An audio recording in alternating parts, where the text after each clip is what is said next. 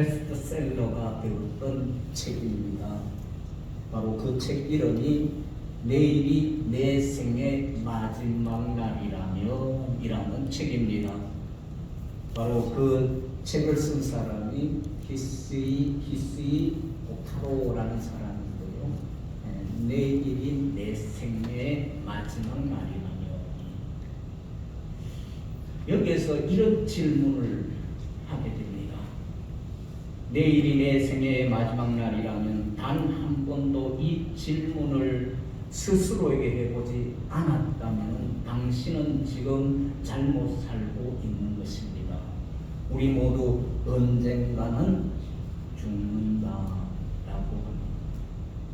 이 저자는 이어서 5분간 누워서 아무것도 하지 말고 죽은 것처럼 있어 보라고 서문에서 제시를 합니다. 그리고 지금 당신이 죽는다면 또는 죽음 직전이라면 후회가 없느냐고, 만약 후회가 남는다면 어떤 이유에서든지 생각해 보라고, 그리고 나중에 죽음을 맞이할 때에 후회하지 않으려면 어떻게 살아야 되는 것인지 다시 한번 생각해 보시라 라고 그렇게 말을 하고 있습니다. 사랑하는 성도 여러분, 오늘 본문을 보면은 사도 베드로는 초대교회 성도들이 너무너무 핍박을 많이 받는 그런 상황 속에서 너희들이 어떤 자세로 살아야 하는가를 교훈해 주고 있는 것입니다. 마지막 때가 가까워오는 이런 상황 속에 우리가 어떤 삶을 어떤 자세로 살아야 하는가 그걸 가르쳐주고 있는데, 그 첫 마디 나오는 말씀이 본문 7절 말씀입니다. 우리 7절 말씀을 우리 한번 보실까요? 다 같이 시작. 만물의 마지막이 가까웠으니 아멘. 상반절에 그렇게 말씀하고 있어요. 이 말씀은 바로 행동할 시간은 있으나 낭비할 시간이 없다라는 그런 메시지가 그 안에 들어있는 것입니다. 다시 말하면 이때가 마지막이 가까운 때니까 게으른 그러한 마음을 품지 말고 아주 차분하게 해서 자기에게 주어진 일을 최선을 다해서 하라라는 사실을 강조하고 있는 것이에요. 여러분들 하루하루 살아가는 삶에 주어진 그 삶에 얼마나 최선을 다하고 계시는가 하는 것이에요. 그래서 마지막을 살아가는 사람들에게는 늘 차분하게 최선을 다해서 자기에게 주어진 그 일들을 부끄러움 없이 최선을 다해야 된다는 것입니다. 그걸 강조하고 있는 것이에요. 그러므로 말씀을 따라 본분과 사명을 위해 최선을 다하고 믿음의 정도를 걷는 것이 우리 그리스도인이라는 것입니다. 그러므로 저와 여러분들은 언제나 세상이 끝이다, 끝이 온다, 언제 주님이 다시 오신다 하더라도 우리는 절대로 당황하지 마시고 침착하게 대해야 한다는 것입니다. 여러분, 2023년의 마지막 주일이 오늘입니다. 그리고 마지막 날입니다. 지나간 한 해를 마무리하면서 우리 회복하고 보고 그리고 반성의 시간을 가질 수 있기를 바랍니다. 우리에게 한 해를 주셨는데 마지막 날에 그동안 어떻게 살아왔는가 한번 돌아보십시오. 특히 본문 말씀을 통해서 어떻게 행하였는지 한번 반성하면서 자신의 영적인 상태를 점검하는 그런 시간이 되어질 수 있기를 바랍니다. 그렇다면 한 해의 마지막에 이르기까지 여러분들 어떻게 살아오셨습니까? 첫째는요, 깨어 기도했습니까? 지난 1년 동안 얼마나 깨워서 여러분들 기도하셨습니까? 7절 말씀 우리 다시 한번 보십시다. 7절 전체를 한번 보십시다. 시작. 만물의 마지막이 가까웠으니 그러므로 너희는 정신을 차리고 근신하여 기도하라. 마지막을 우리가 살아가는 삶에게, 종말을 살아가는 저와 여러분들에게 사도 베드로는 말씀하고 있는 거예요. 정신을 차리고 근신하여 기도하라. 여기서 정신을 차리고 라는 뜻은 어떤 의미냐 하면은 분별력을 가지고, 그리고 마음을 낮추어서, 마음을 또한 추스려서, 그런 의미예요.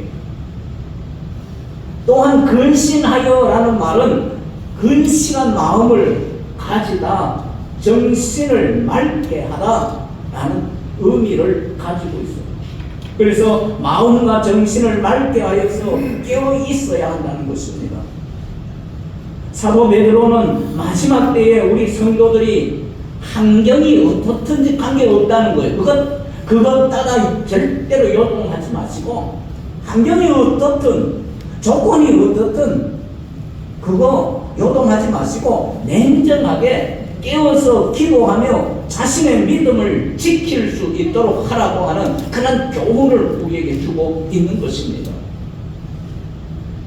마귀가 제일 무서워하는 게 무엇인지 여러분들 아시잖아요. 무엇이죠? 우리의 기도를 제일 무서워하는 거예요. 마귀가 덜덜 떨어요. 교회는 기도하는 사람을 통해서 역사가 일어나는 장소입니다. 그러므로 깨어 기도할 수 있기를 주님의 이름으로 축원합니다. 한 해 동안 영적으로 깨어 있었습니까? 깨어 항상 기도하였습니까? 어렵고 힘든 일이 있었더라도 깨어 기도하면은 정말 여러분들은 거기에서 승리할 수가 있게 되는 것입니다. 정신을 차리고 근신하며 기도해야 합니다. 분주한 가운데도 기도 시간을 정해놓고 육신의 향락에 빠지는 대신 더욱 근신하는 그런 마음으로 하나님께 나아가서 지혜롭게 살아갈 수 있는 저와 여러분들이 되어지기를 주님의 이름으로 축원합니다. 인도 선교의 아버지라고 얘기를 하지요. 윌리엄 캐리입니다. 이분의 전기를 쓴 작가가 있었어요. 그 작가는요, 어떻게 윌리엄 캐리가 열정을 가지고 인도 사역을 계속할 수 있었을까? 그 수기에, 전기에, 거기에 포인트를 얘기해 주고 있는데, 그래서 그는 조사하면서 놀라운 사실을 발견을 했다는 것. 그 포인트. 바로 캐리에게는 몸이 너무너무 약한 그런 누님이 있었어요. 누님은 캐리가 인도 선교를 떠났을 때 그 캐리에게 이렇게 말을 합니다. 그 병석에 누워가지고 일어나지 못하고 병석에 평생 동안 병석에 누워 있었던 사람. 캐리야, 너에게 아무것도 해줄 수 없구나. 이 누나는 병석에 누워 있을 수밖에 없는 나약한 몸이라 해줄 수 있는 것이라고는 기도밖에 없구나. 그렇게 얘기합니다. 그래서 이 전기를 쓴 작가는 윌리엄 캐리의 사역 배후에 기도밖에 할 수 없는 한 여인, 기도 외에 아무것도 할 수 없는 여인, 기도 외에 자기의 존재를 발견할 수 없는 여인, 여기에 이 윌리엄 캐리의 전기를 쓰면서 크게 초점을 맞추어서 얘기를 하고 있는 것을 볼 수 있습니다. 누나의 기도 속에 윌리엄 캐리가 사역을 이루는 놀라운 능력이 있었음을 이 작가는 놓치지 않았던 것이었습니다. 캐리의 누나는 처음에는 자신의 존재 이유를 잘 몰랐습니다. 하나님의 뜻 안에서 왜 내가 나약한 이러한 모습으로 평생 누워 지내야 하는지 그는 늦게서야 깨달을 수가 있었습니다. 기도는 결코 땅에 떨어지는 법이 없습니다. 헛되이 사라지지도 않습니다. 위대한 일과 위대한 사람 배후에는 반드시 보이지 않는 그러한 기도의 사람이 있었다는 사실을 우리는 많은 그러한 믿음의 선배를 통해서 우리는 들을 수가 있습니다. 우리나라에 어떤 장로님이 한 분 계셨어요. 그 아들이 또한 신앙생활을 잘하는 사람입니다. 군대를 갔어요. 장교로 갔습니다. 그런데 그 당시에 무장공비가 내려왔어요. 이제 무장공비를 토벌하기 위해서 투입이 되었어요. 근데 강원도에는 옥수수를 많이 하잖아요. 겨울인데 옥수수 대궁을 다 잘라가지고 밭에다가 이렇게 모아놨잖아요. 근데 이 공비들이 비트 땅을 파고 그리고 거기에 숨어서 이 옥수수 대를 덮어놨어요. 근데 토벌하러 간 우리 군인들이 거기에 그냥 지나가 모르고 근데 뒤에서 총을 쏜 거예요. 근데 다 죽게 생겼어요. 그래서 이 장로님의 아들이 거기 장교로 가가지고 총을 맞아서 이제는 죽은 줄 알았어요.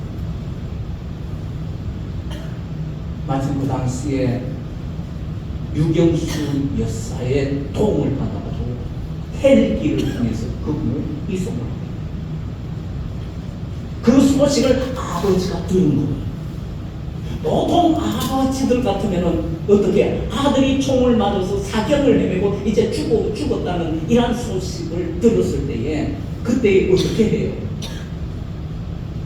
택시를 불러가지고 당장 갈 거 아니에요. 그런데 이 장로는 그 소식을 듣는 그 순간 어디에 가요? 성가적 교회 당에 가요. 성가 대원들이 앉는 그 성가석에 거기에 가가지고 눈물을 흘리면서 기도합니다. 하나님, 내 아들을 살려주시오. 죽을 수밖에 없는 그 아들이, 사경을 헤매는 그 아들이 어떻게 유경수 여사를 그렇게 사용을 하셔서 하나님이 그를 해주시고 있습니다. 그렇게 합니다. 이 장로님은 무엇을 알았기 때문입니까? 기도는 보통 사람 같으면 그 소식을 듣고 당장 그냥 그 현장으로 쫓아갈 텐데 이분은 거기 자기가 간다고 해결되었잖아. 생명의 주님이신 하나님한테 나왔어요.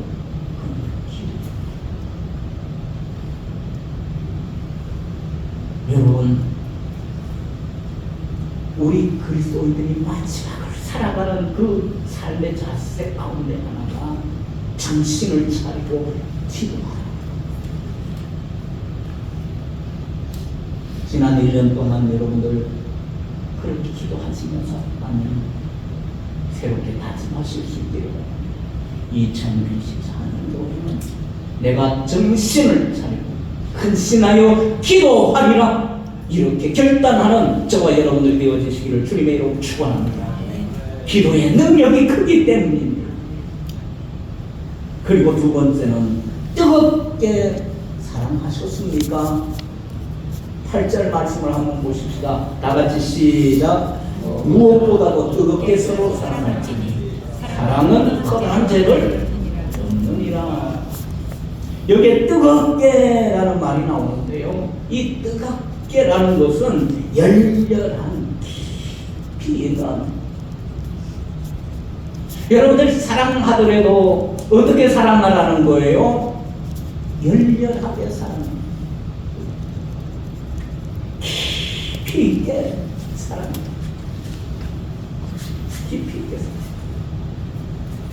저는 그런 마음이 많이 들어요. 내 자신을 이렇게 볼 때, 나 진짜 깊이 있게 사랑하느냐? 얕은 사람이구나. 거칠의 사람이구나. 그러니까 반성하면서 회개하면서 그래요. 깊이 있게 살아. 열렬하게 살아요. 그게 뜨겁게 살아. 성도 상호간에 열렬하게 깊게 사랑하는 것을 의미하고 있는 것입니다. 그리스도 안에서 지체된 성도들은 어떤 것보다 다 사랑을 최우선으로 행해야 하는 것입니다. 형식적이 아닙니다. 뜨겁고 진지하게 사랑해야 합니다. 아까도 제가 말씀을 드렸지만도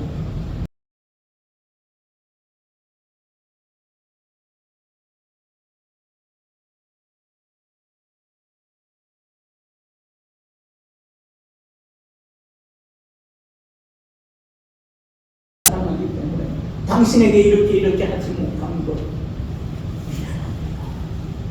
그러면 상대방의 그 마음 눈물을 흘려요.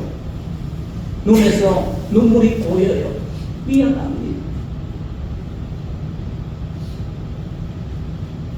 진실한 사랑이기만 하면 아무리 하여도 지나칠 수가 없는 것입니다. 성도들이 서로 뜨겁게 사랑해야 할 이유는 마지막 심판 때에 죄가 있음에도 불구하고 그 죄를 가리움을 받을 수 있기 때문이다 라고 말씀하고 있는 것입니다. 한 해 동안 서로 여러분들 사랑하셨습니까? 마지막 때를 준비하는 최선의 길은요, 정상적인 생활을 버리고 신비한 능력을 행하는 데 있는 것이 아닌 오히려 기도와 사랑, 섬김과 봉사와 같은 평범한 곳에 길이 있는 것입니다. 그러므로 먼저 가까운 성도와 이웃을 섬기며 소외된 곳을 찾아 뜨겁게 사랑을 실천할 수 있기를 주님의 이름으로 축원합니다. 열심을 품고 그리스도께서 보이신 사랑을 행함으로 사람들을 죄에서 돌이켜 하나님 품으로 돌아오게 하는 그 사랑의 사역을 감당할 수 있는 저와 여러분들 되어지기를 주님의 이름으로 축원합니다. 국민일보에 나온 것이에요. 거기에 보니까 어느 부인의 9일간의 천국 만들기라는 글이 실려 있었습니다. 어느 부인이 자신이 너무 생활이 비관적이야.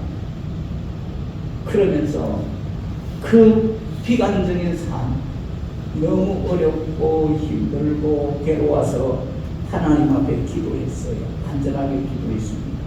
하나님, 빨리 나를 천국에 데려가시기를 바랍니다. 천국 빨리 가고 싶어요. 그렇게 정말로 내가 힘듭니다 라고 그렇게 기도를 했어요. 그때 하나님께서 나타나셨어요. 나타나셔가지고 그래, 살기 힘들지? 내 마음 내가 잘 알아. 너의 소원을 들어줄게. 그런데 그 전에 몇 가지 조건이 있단다. 그거 들어줄 수 있니? 그러니까 이분이 예, 그렇게 하지요 했습니다. 그래서 하나님께서 말씀하세요. 집안에 너무 지저분해.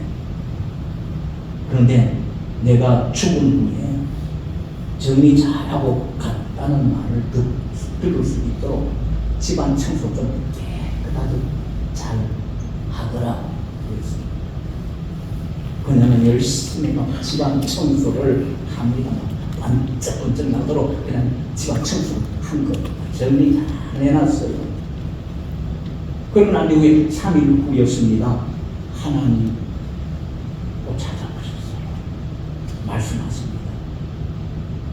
애들이 마음에 걸리지. 내가 죽은 후 아이들이 엄마가 우리를 정말로 사랑했다고 느낄 수 있도록 3일 동안 최대한 사랑을 애들에게 줄 수 있도록 해봐라 그랬습니다. 그 후에 3일 동안 자식을 사랑함으로 품어주고 그리고 정성스럽게 요리로 만들어주고 그렇게 애들을 사랑으로 그렇게 3일 동안 잘 돌봐줬어요. 그리고 3일 후에 또 하나님께서 오셔서 말씀하셨습니다. 이제 갈 때가 됐다. 근데 마지막 부탁 하나 있어. 그동안 남편 때문에 너 상처 많이 받았지. 얼마나 미웠겠어.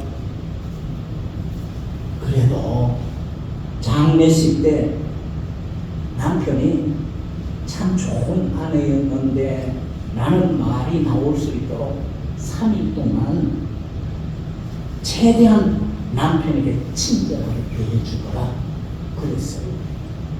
근데 이 부인이 마음에 내키지 않잖아요. 미운 남편을 통해서 상처를 너무 많이 받았거든요.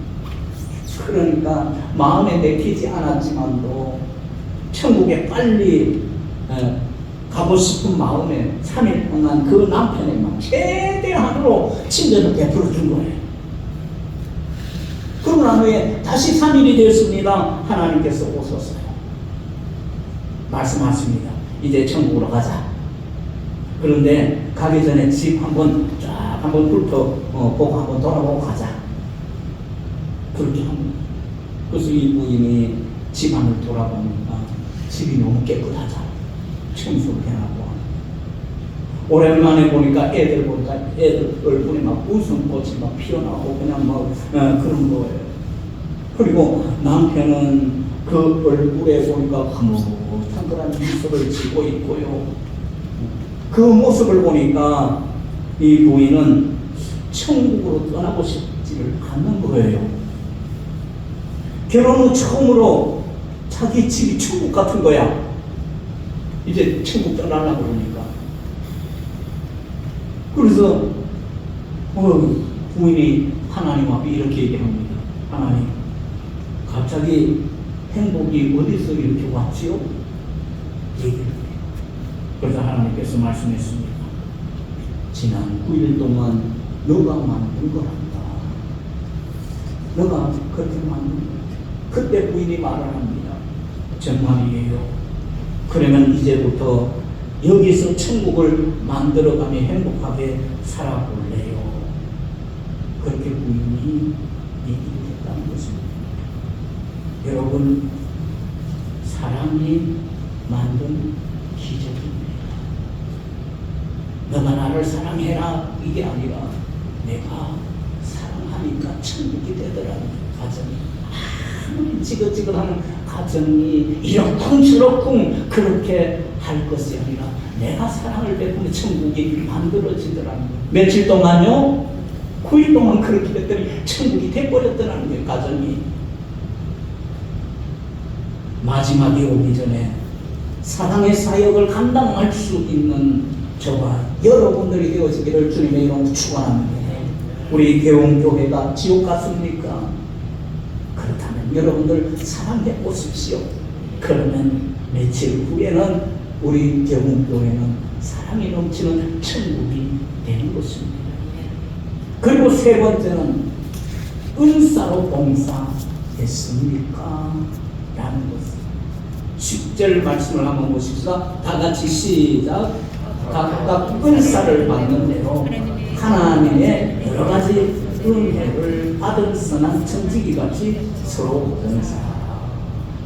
여기서 은사라는 카리스마라는 것이에요. 이것은 무엇을 의미하냐면 하나님의 은혜에 기초해서 백성에게 주어진 영적 선물을 카리스마, 은사라 그렇게 얘기를 합니다.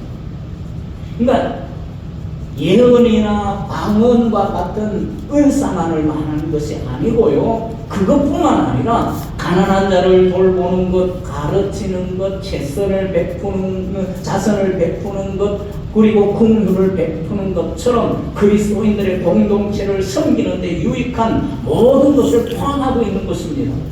그리고 은사의 주인은 하나님이셔요. 은사를 받는 사람은 단지 청지기에 불과한 것입니다. 은사의 목적은 봉사하고 섬기는 데 있음을 깨달아야 하는 것입니다. 그래서 은사의 주인은 누구시라고요? 하나님이시기 때문에 여러분들이 하는 그것이 누가 하는 것이에요? 하나님이 하시는 것이에요. 내가 하는 것이 아니에요. 단지 우리는 뭐예요? 은사를 받은 사람은 단지 청지기에 불과하다는 것입니다. 은사의 목적은 봉사하고 섬기는 데 있는 것임을 깨달아야 합니다. 그러므로 그리스도인들은 받은 은사를 가지고 청지기로서 서로 유익을 위해 봉사하고 섬겨야 하는 것입니다. 하나님이 주시는 힘으로 봉사하는 것이에요. 사람의 힘으로가 아닙니다. 사람의 힘으로 했으면 자랑도 할 수 있어요.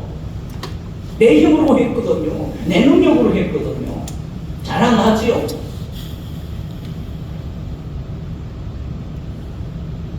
그러나 사람의 힘으로가 아닙니다. 하나님이 주신 은사로 해야 합니다. 믿음으로 해야 한다는 것입니다.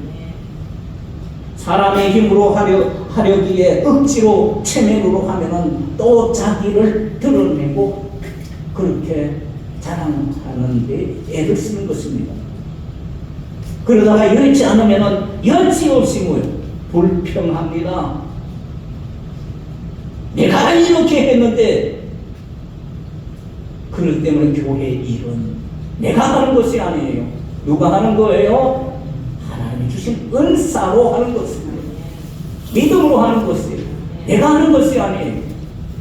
한 해 동안 어떻게 여러분들 봉사하셨습니까? 사람의 힘으로 하셨습니까? 그리스도인은 모른지 하나님이 주신 은사와 하나님이 공급하시는 힘으로 봉사해야 하는 것입니다. 자랑할 만한 은사가 있다면 자신의 유익을 위해서가 아니라 하나님과 교회의 유익을 위해서 사용하며 봉사하실 수 있기를 주님의 이름으로 축원합니다. 여러분들 나이팅게일 아시죠? 백의의 천사 너무나도 잘 아시잖아요. 근데 러시아와 영국을 비롯해서 연합군 사이에 전쟁이 벌어졌는데 크레딧 전쟁이 있었습니다. 그 전쟁의 참상에 대해서 보고를 보고 듣게 되어서 너무 안타까운 거예요. 이 나이팅게일이. 그래서 육군 대신에 허버트의 위축을 받아가지고 34명의 간호사들과 함께 이제 그 전쟁 전선에 투입이 됩니다. 야전 병원마다 돌아다니면서 그녀는 자기 몸을 돌보지 않고 부상당한 그러한 군인들을 먼저 돌보았습니다. 그로 인해 그녀의 이름이 병사들의 가슴에 새겨졌습니다. 그리고 별명이 붙여졌어요. 강명의 부인, The Lady with the Lamp, 강명의 부인이다. 이렇게 별명이 붙여졌습니다. 그래서 많은 보도진들이 이제 그녀에게 달려와가지고 사진 찍게 해달라고 그렇게 부탁을 합니다. 그러나 나이팅게일은 거절합니다. 여러분, 나를 잊어버려 주세요. 나를 잊어버려 주세요. 요즘 사람 같으면 어떻게 해요? 보도진들이 오면 그냥 봉투에 돈까지 넣어줘 하면서 나를 잘 미화시켜달라고 그렇게 얘기할 거예요. 미화시켜달라고. 아니 요즘은 뭐예요? 자기 PR, 자기 스스로 그냥 자기를 막 나타내려고. 그러면 나이팅게일은 그렇지 않습니다. 나를 잊어버려 주세요. 사진 찍지 마세요. 나를 잊어버려 주세요. 그렇게 얘기합니다. 오직 그리스도만이 그녀가 한 일의 당연한 주인인 것을 알아주는 것을 원했을 것이었습니다. 그래서 그는 큰 감사한 모습으로 참고, 왜냐하면 내가 이렇게 봉사하고 섬기는 이것이 하나님의 주신 은사로 하는 것이기 때문에 내 힘으로 하는 것이 아니기 때문에 어떤 모습 가운데서도 불평 원망하지 않고 감사하는 그런 삶이 없는 것입니다. 나이팅게일 그녀야말로 자신에게 주어진 은사를 통해 진심으로 봉사하였던 삶입니다. 이것이 교회 안에서 하는 봉사요 섬김이라는 사실을 성경은 우리에게 말씀해주고 있는 것입니다. 베드로는요, 성도의 마땅한 삶을 권면하면서 오늘 본문 속에 뭐라고 얘기하면 서로라는 단어를 여러 번 사용하고 있습니다. 서로 얘기합니다. 성도들의 사랑과 섬김에 일방적이 있을 수 없고 서로 쌍방적인 섬김만 있다고 하는 사실을 강조하기 위해서 오늘 본문 속에서 뭘 사용해요? 서로라는 사용입니다. 사랑도 서로, 섬김과 봉사도 서로, 일방적인 것이 아니라는 거예요. 서로라는 거예요. 상호 섬김은 교회를 지탱하는 애들보와 같은 것입니다. 한쪽만 아니에요. 쌍방이에요. 서로. 교회는 세상의 조직처럼 법이나 강제적인 힘이 아니라 자발적인 섬김과 사랑을 통해서 유지되는 곳이 교회입니다. 그러므로 서로 섬기기 위한 노력을 게을리해서는 안 되는 것입니다. 서로 높이며 세워줌으로 그리스도의 몸된 교회를 세우고 서로 함께 높아지는 성숙한 그런 믿음을 가질 수 있는 우리 개운교회 성도 여러분들 되어지기를 주님의 이름으로 축원합니다. 모름지기 그리스도인들은 마지막을 잘 장식해야 됩니다. 일을 얼마나 많이 했느냐가 아니라 얼마나 최선을 다해서 훨씬 더 이것이 중요한 것입니다. 지금 한 해의 마지막에 서 있어요. 각자의 모습을 진지하게 여러분 한번 돌아보시기를 바랍니다. 지금까지 내가 깨어서 기도했는지, 뜨겁게 사랑하였는지, 그리고 은사로 봉사를 하였는지 우리 한번 돌아보시고 이러한 마지막을 살아가는, 종말을 살아가는 우리 그리스도인들이 이렇게 사셔서 참으로 하나님께 인정을 받고 성도들에게 유익을 끼칠 수 있는 그런 복된 성도 여러분들 되시기를 주님의 축원합니다. 기도하시겠습니다. 하나님